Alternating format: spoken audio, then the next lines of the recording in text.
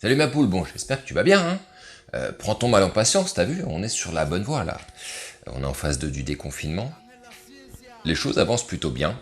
Bientôt les bars, bientôt les clubs, bref, la vie reprendra son cours traditionnel. Alors, pour reposer un petit peu les choses, je voulais qu'on regarde un tout petit peu dans le rétroviseur, même si je ne suis pas un grand fan de cela, mais juste pour qu'on puisse comprendre comment les rencontres ont fonctionné à travers les époques. Et oui, donc on va arrêter de partir sur ah bah ça se passait comme ci, ça se passait comme ça. Non, non, là on va partir sur des choses un petit peu plus concrètes. On aura des données qui seront un petit peu plus intéressantes et vous allez voir, c'est assez croustillant. Et puis un petit peu de culture ne nous fera pas de mal. Oui, j'ose appeler cela de la culture. Alors j'ai trouvé un petit article en 2013 dont je vais te sortir des éléments qui sont vraiment très intéressants. Alors voilà l'article en question. Je vais te lire quelques petits passages et on va commencer tout de suite. Est-ce que tu es prêt? Attention, c'est chaud. Alors, en 1960, un quart des couples se formait lors d'un bal.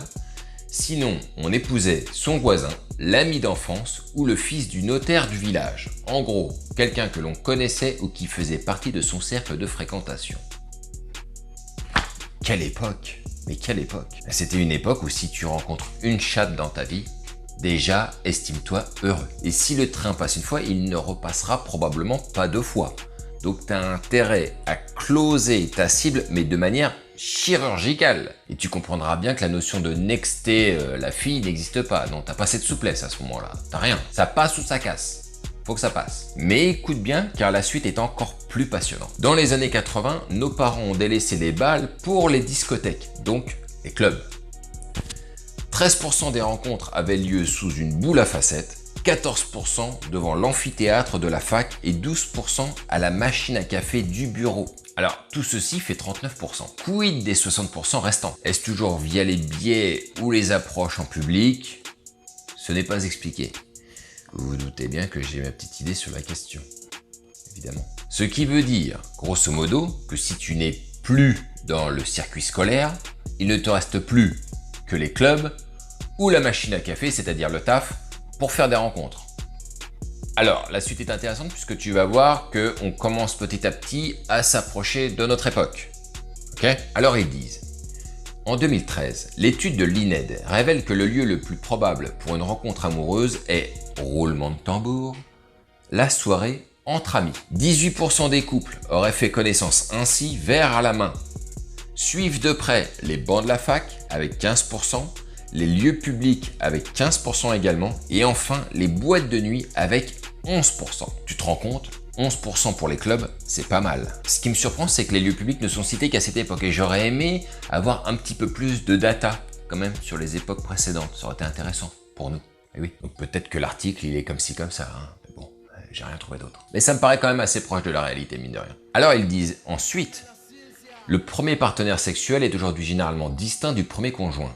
Ce qui est incroyable quand on y pense, quand même. Et ensuite ils disent, les études sont le premier cadre de rencontre du premier partenaire sexuel, plus souvent pour les hommes que pour les femmes.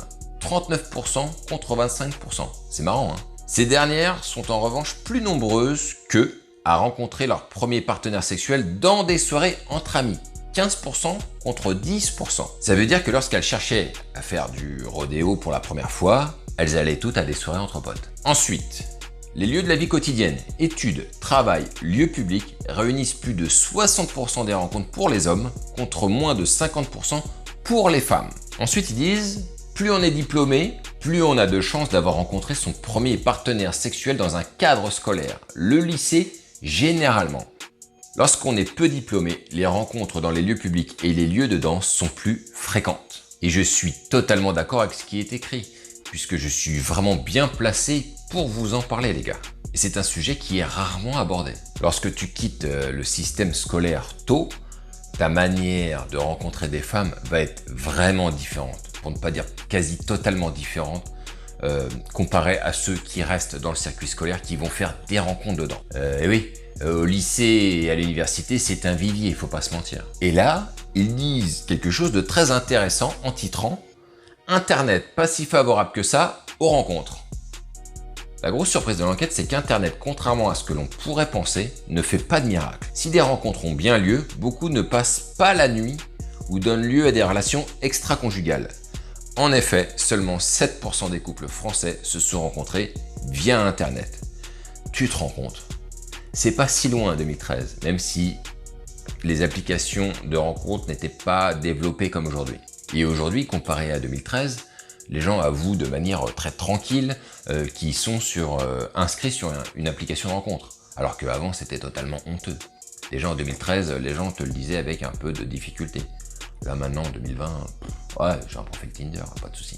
Alors aujourd'hui, et sans études qui m'entourent, je peux quand même constater de mes yeux que le rapport aux relations a un petit peu changé ces dernières semaines. Et oui, puisque les rencontres sur les lieux de travail sont vraiment une part importante des rencontres, et avec le télétravail qui s'est énormément développé et qui, à mon sens, va prendre une place plus importante qu'auparavant, ça rendra forcément plus compliqué la possibilité de rencontrer quelqu'un sur le lieu de travail. Peut-être que demain il y aura des statistiques qui mettront en lumière le nombre de rencontres qui ont été réalisées via Zoom. Va savoir. Alors aujourd'hui à notre époque, et on est mi-2020, je dirais que les applications de rencontres aujourd'hui tiennent la place de numéro 1. Et notamment dans les régions où il y a peu de possibilités de croiser du monde, de faire des rencontres facilement. Ensuite, le cercle social a encore un bel avenir devant lui. Je pense que c'est quelque chose qui fonctionne et qui fonctionnera toujours. Pour conclure, je dirais que ces 3 leviers que je viens de lister à l'instant, que sont les applis de rencontre, le travail ou bien via le cercle social, tiennent d'une certaine zone plutôt confortable, avec peu de mise en danger. C'est la raison pour laquelle on ne cite jamais les rencontres de rue.